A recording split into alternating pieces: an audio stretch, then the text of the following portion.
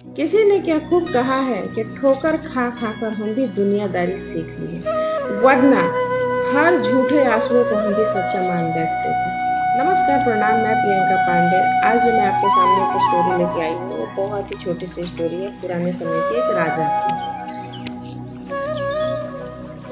एक राजा जो बहुत ही विद्यमान थे, वो बहुत ही दयालु थे। जनता उनसे बहुत प्रेम करती थी और लोगों को लगता था कि उन पर भगवान की विशेष आशीर्वाद है। ऐसा है कि राजा को कई बार स्वप्न में जो चीजें दिखाई देती थी, वो सच में सच हो जाती थी। एक दिन स्वप्न आया कि राजा के स्वप्न में महात्मा आकर उन्हें बता रहे हैं, सुबह सुबह का समय है, कि आपके महल के बाहर जो एक बड़ा सा पेड़ है, उस पेड़ के नीचे बिल में एक सांप रहता है। वो सिर्फ कल रात्रि में आकर आपको डसेगा जब आप सो रहे होंगे। विषैला सांप है, आपसे पिछले जन्म का बदला लेना चाहता है। जैसे ही ये बात खत्म हुई तो राजा की नींद खुली।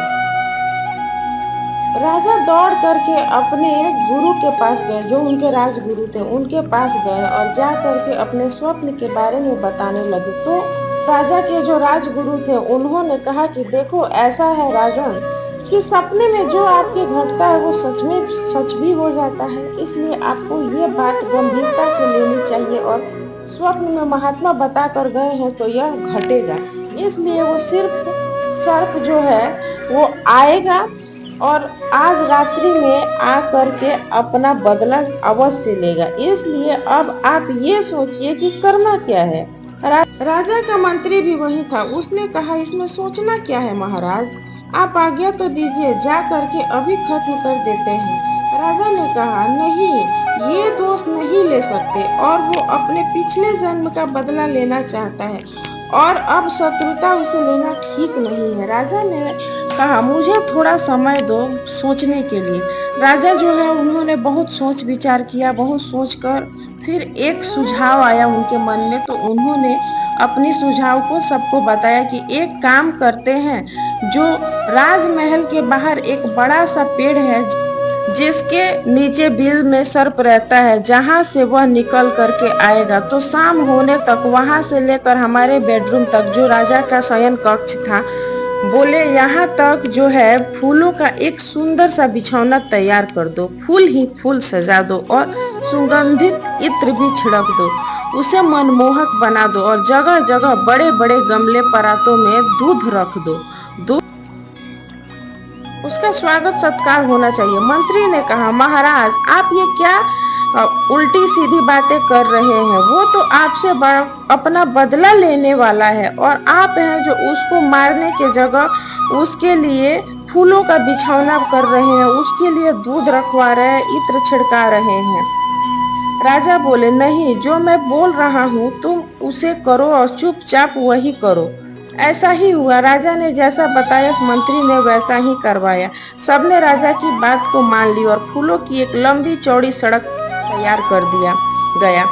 इत्र जो है वो छिड़का गया। बहुत सुंदर महक रही थी। फूलों की जो सड़क बनी थी, फूलों की ही सड़क दिखाई दे रही थी, फूल ही फूल दिखाई दे रहे थे सड़क पर, और साथ में बड़े बड़े जो दूध के गमले रख दिए गए थे। रात्रि के समय जैसे ही वो सर्प अपने बिल से निकलकर राजमहल की ओर आया, तो उसने देखा कि अरे भाई, मेरा इतना स्वागत सत्कार हो रहा है, फूल ही फूल सजाया गया है, फूल का बिछौना ही करा दिया गया है, इतना सुंदर ये फूल मनमोहक लग रहा है, इतना सुगंधित महक रहा है, कितना सुंदर द्रव्य इसमें डाला गया है, कितना सुंदर दृश्य है। थोड़ा आगे बढ़ा तो सर्प ने देखा कि इतना सारा दूध का गमला रखा हुआ है।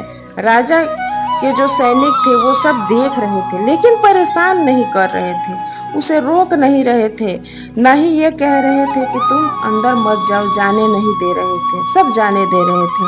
सर्प जैसे जैसे आगे बढ़ता जा रहा था, उसके अंदर जो गुस्से का भाव था वो शांत होता जा रहा था।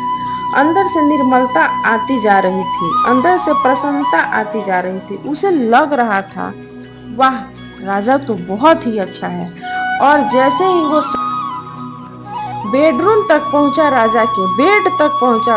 वो राजा के पास पहुंचा तो सर्प के अंदर का बदले का जो सारा भाव था वो खत्म हो चुका था और उसके मन में प्रसन्नता की भाव आ गई थी। उसने राजा से जा करके कहा कि महाराज, वैसे तो मैं आपको मारने आया हूँ, आपको डसने आया हूँ।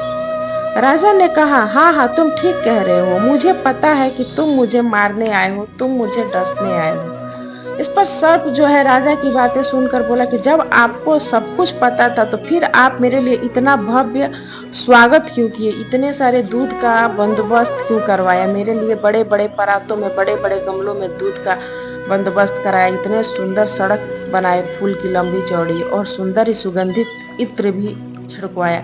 ऐसा आपने क्यों किया जब आपको पता था कि मैं आपको डसने आ रहा हूँ। इस पर राजा ने जो कहा, सर्प के अंदर की बदले की भाव जो है वो शांत हो गई। राजा ने कहा कि मुझे पता है कि आप मुझे डसने आ रहे थे। मेरे स्वप्न में महात्मा जी आए थे, उन्होंने बोला कि तुम्हें जो है कल रात्रि में एक सर्प डसने वाला है, इसीलिए मैं आपके स्वागत सत्कार में ये सब बिछाया हूँ और आपसे आखिरी बार मुझे मिलना था। आप मुझसे आखिरी बार मिलने आ रहे थे, पुराने जमाने का बदला लेने आ रहे थे, तो कम से कम अब आपके लिए तो कुछ अच्छा कर दूं। राजा की बात सुनकर वो जो रास्ते में इतना सुंदर और भव्य स्वागत देखकर सर्प के भाव बदल गए थे। सर्प ने कहा, आपको क्षमा किया और राजन, और ये जो बहुमूल्य मणि जो है वो राजा को देकर वापस चला गया। बहुत छोटी सी कहानी है जिसका मोरल यह समझाती है कि आप बिहेवियर से आप अपनी दुनिया बदल सकते हैं। बहुत सारे ऐसे लोग होते हैं जिनके पास सब कुछ होता है, वो फिर भी दूसरों के सामने रोते रहते हैं, और बहुत सारे लोग ऐसे होते हैं जो बहुत सी परेशानियों में रहते हैं फिर भी दूसरे को कहते हैं जिंदगी मजे में है, मजे में चल रही है। वो अपने स्वभाव से सब बदल देते हैं। इस कहानी का मोरल हमें ये समझाती है और विनम्रता में वो शक्ति है जो जहर को भी अमृत बना देती है। वीडियो अगर आपको पसंद आई होगी तो लाइक, कमेंट्स और शेयर जरूर कीजिएगा। जय श्री कृष्णा, राधे राधे।